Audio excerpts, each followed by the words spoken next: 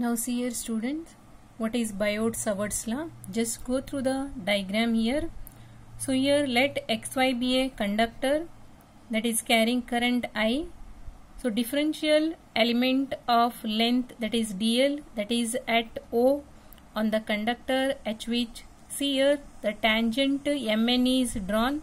So let P be a point chosen here at a distance that is considered as here OP, that is B at R, and angle between Mn and the OPB here theta.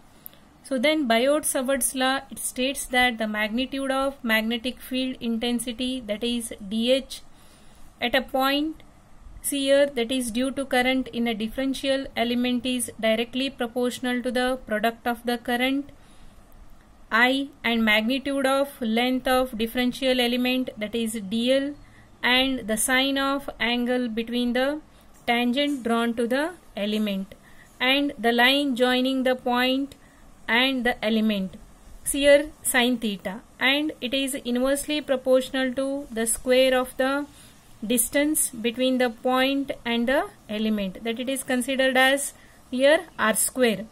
So you can represent here that by, that is dh, that is proportional to I dl sine theta by r square.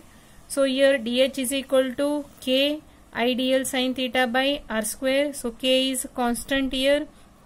So that is equal to 1 divided by 4 pi. Therefore dh is equal to I dl sine theta by 4 pi r square.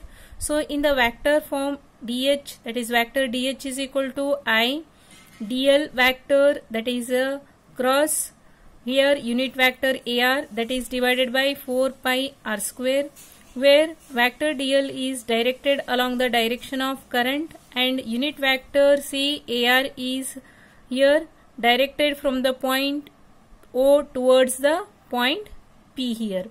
So this is about your Biot-Savart's law. Next see, that is Faraday's law of electromagnetic induction, so which states that the magnitude of induced EMF in a circuit, that is equal to the rate of change of magnetic flux that is through it, and its direction opposes here the flux change. Therefore the induced EMF E is represented as here minus of d pi divided by dt. So pi is here flux change with the circuit. So here such as the turn in the conducting coil here. If you consider the coil with n number of turns, then it is EMF is represented as minus of n d pi by dt here. So integral and point, that is differential form here. For that you have to consider that is a loop of conducting material which is stationary. Let it be subjected to a change in the magnetic flux linkage, and here E be the induced EMF in the loop here. So that's why that EMF E is equal to minus of d pi divided by dt here.